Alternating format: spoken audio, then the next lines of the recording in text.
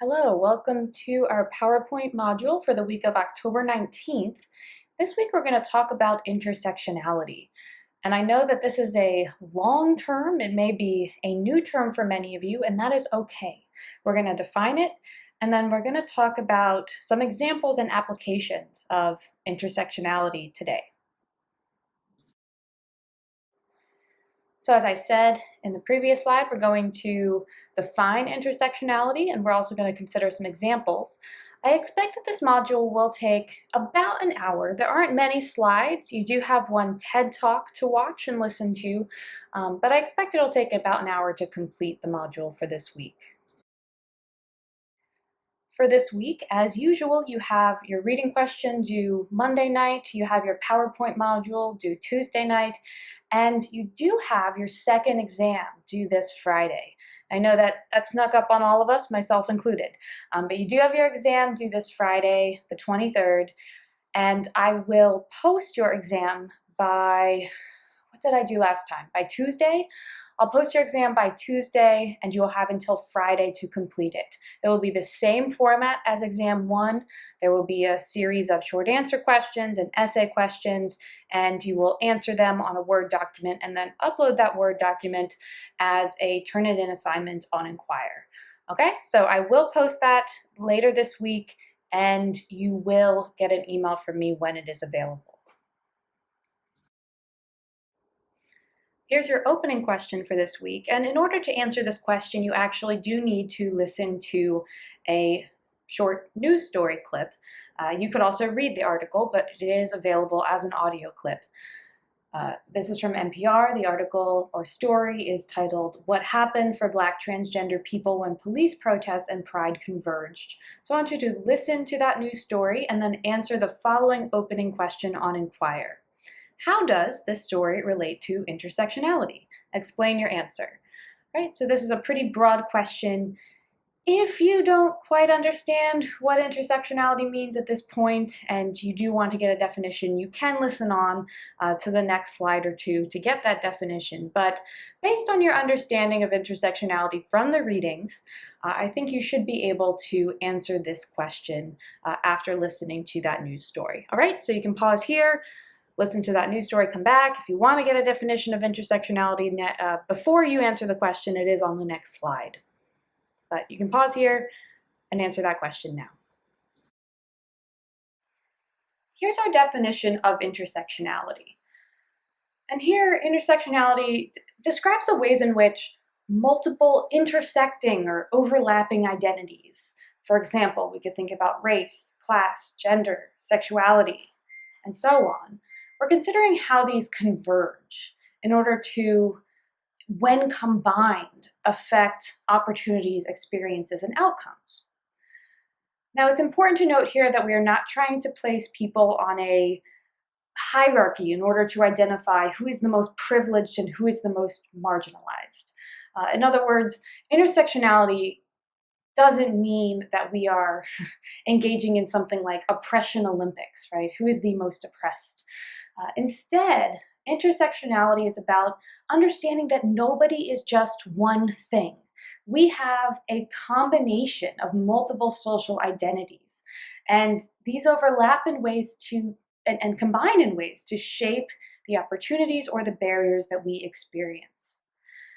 And intersectionality often considers the ways in which converging identities are underrepresented or delegitimized in mainstream discussions of inequity and social justice. This is what you heard in the example in the previous slide for your opening question, with looking at the Black trans community and the lack of recognition in the LGBTQ movement, and then also in the Black Lives Matter movement. So the combination of identities really forms an entirely new, unique identity, and that identity is underrepresented. Identity isn't sounding like a word anymore to me, but it's important to consider intersectionality as something that isn't, again, the oppression Olympics. It's something that is seeking to really understand the complexity of social inequity by not just considering, one element of inequality, but really considering multiple elements of inequality combined. Here's a very brief history of intersectionality that you're actually going to get out of the TED Talk in the next slide. So the term was coined by Kimberly Crenshaw in 1989. She is the speaker for the TED Talk that you're going to watch and listen to in a moment. And initially, Crenshaw used this term, intersectionality, to specifically describe the experiences of African American women at the intersection of both race and gender. And since intersectionality has become a really important or central part of feminist theory, which is really why we're talking about it within our gender section, because it theoretically does lie within feminist theory and theory of gender. But it is a part of feminist theory, but it's not exclusively about gender. It's about the intersection of multiple identities as described in the previous slide. So the next slide, you're going to watch a TED Talk. Let's go over to the next slide. All right. So I have a link for Kimberly Crenshaw's TED Talk on Inquire. It's called The Urgency of Intersectionality. I want you to watch that video and then answer the following video question on Inquire.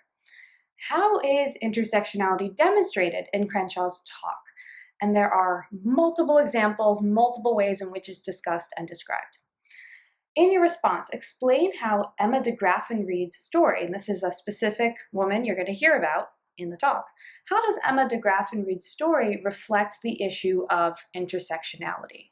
All right, so you can pause the PowerPoint module, watch that TED Talk, and then respond to this video question, and then return here for the rest of the module.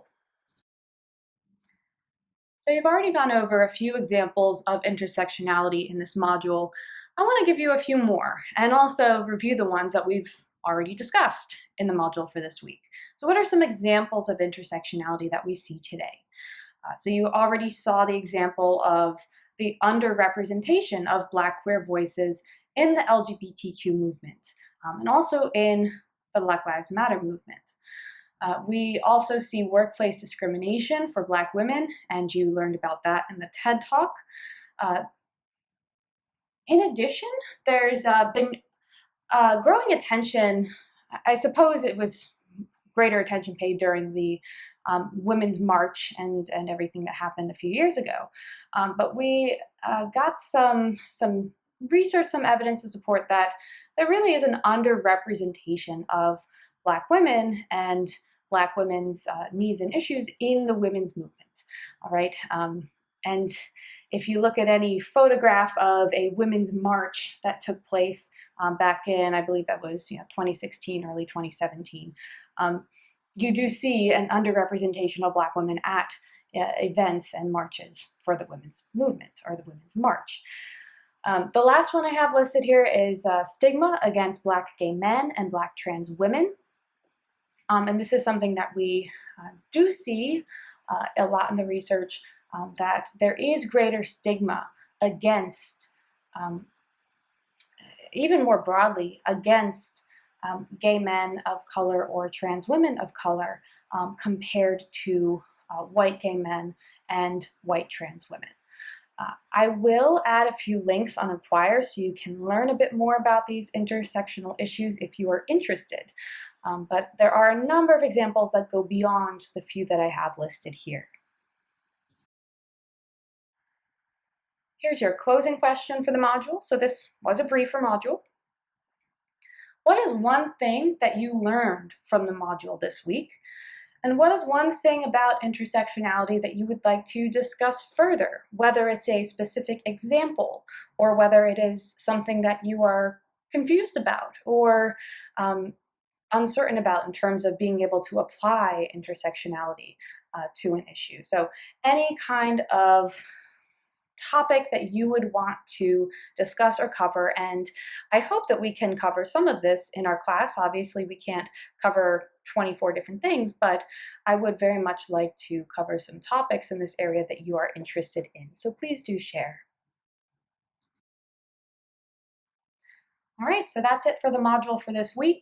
As usual, we're going to have our in-class group meet on Wednesday, and we will meet in the classroom this week instead of outside. And then we'll have our Zoom group meeting on Friday, and we're going to talk about historical and current examples of intersectionality. So really expand a bit upon what we've done in the module and use examples that are interesting to you. Please do come prepared to discuss, whether you are in class or whether you're on Zoom. I do really expect that you're going to come ready to talk about this topic. Okay, so I will see you in class. Do remember that your exam is going to be due on Friday, and I will post that by Tuesday of this week and let you know when it is available. Okay, see you in class.